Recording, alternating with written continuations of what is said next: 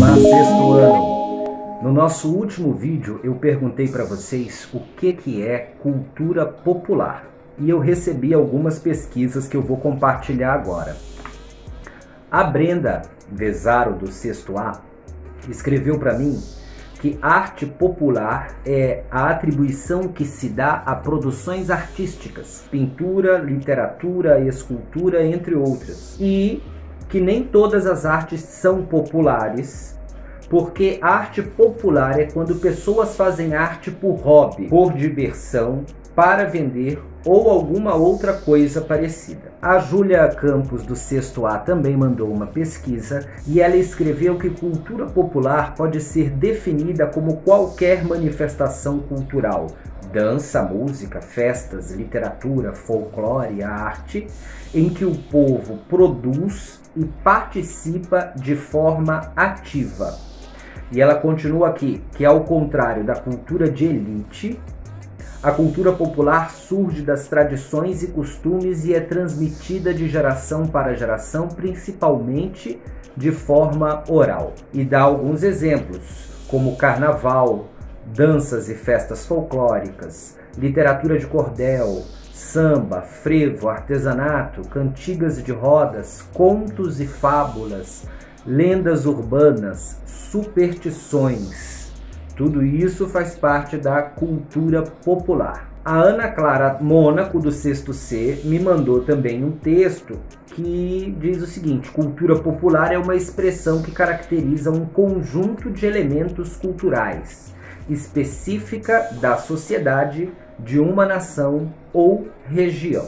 Então, elementos culturais que caracterizam uma sociedade. A Maria Eduarda Vieira, do sexto C, escreveu que cultura popular pode ser definida como qualquer manifestação, dança, música, festas, literatura, folclore e arte, em que o povo produz e participa de forma ativa. É um trecho do mesmo texto que a Júlia Campos enviou também. E o Raul Oliveira enviou o mesmo texto: cultura popular pode ser definida como qualquer manifestação, em que o povo produz e participa de forma ativa.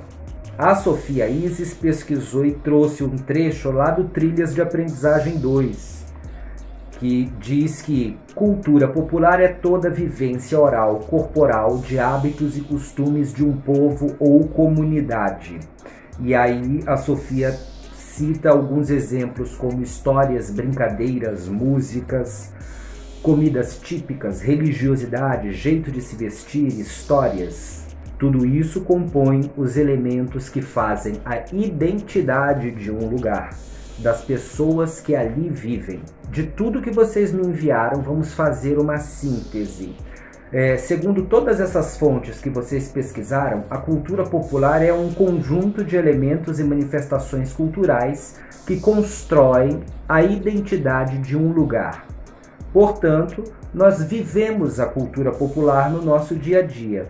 Ela se manifesta através das palavras que falamos, das roupas que vestimos, das comidas típicas, das histórias que ouvimos desde criança, das brincadeiras e das festas. E agora que nós já pesquisamos e refletimos sobre a cultura popular, nós vamos pensar um pouco sobre as histórias populares do Brasil. Você com certeza deve conhecer várias histórias, essas histórias que são contadas para a gente desde pequeno, lendas, contos, fábulas, mitos. A gente geralmente ouve essas histórias dos nossos pais, dos nossos avós, da nossa família de um modo geral. A gente também aprende essas histórias na escola e elas nos acompanham durante a nossa vida. A gente constantemente ouve e é por isso que a gente aprende de cor, né? Aprende de coração. Ficam gravadas na nossa memória, fazem parte da nossa história. Eu vou contar uma história para vocês que me acompanha desde que eu era criança. Eu ouvia bastante essa história na minha infância e na minha adolescência. E de certa forma ela continua presente na minha vida porque eu nunca mais esqueci. E ela faz parte da identidade da minha comunidade. É uma lenda que conta sobre o surgimento do rio Amazonas.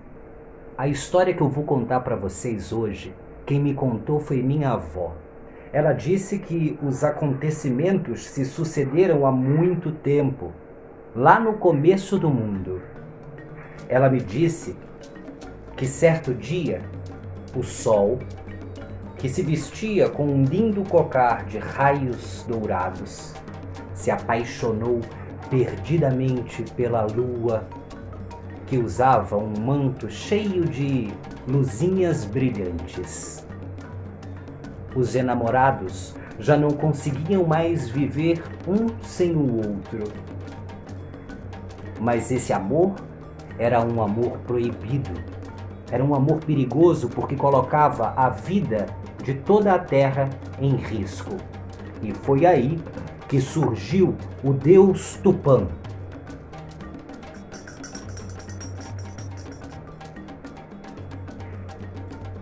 Ele proibiu que os enamorados se encontrassem novamente. E ele deixou o sol trancado no dia e a lua trancada na noite. E proibiu que os dois se encontrassem.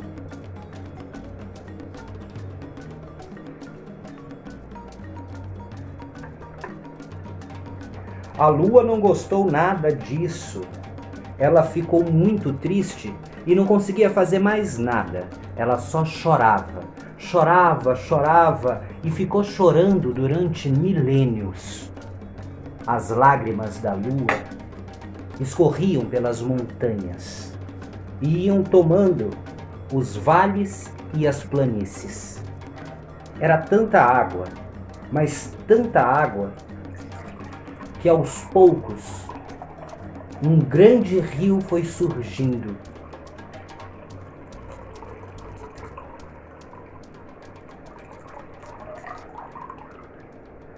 Esse rio ficou conhecido como o Rio Amazonas, o grande rio-mar.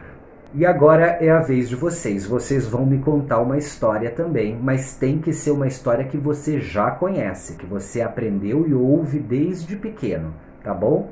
E aí você vai ter um desafio. Você vai me contar essa história gravando um vídeo. E assim como eu fiz, vocês vão encontrar objetos aí domésticos, objetos da casa de vocês, vão usar esses objetos como personagens para contar essa história. Presta bastante atenção como você vai gravar, escolhe um lugar mais tranquilo, mais silencioso. Toma cuidado também com a iluminação para o vídeo não ficar muito escuro, a gente precisa ver. E de preferência, se for possível, grava com um fone de ouvido que tenha microfone, porque aí a gente também precisa ouvir a sua voz contando essa história, tá bom? Faz o teu videozinho rápido, coisa de 1 minuto ou menos, mas a gente tem que entender qual é a história, usa os objetos e envia o arquivo para mim lá no Google Classroom. Qualquer dúvida você também pode me enviar um e-mail. Por hoje é só, eu aguardo as histórias de vocês, tenham uma ótima semana, muita saúde, bom trabalho e até a próxima.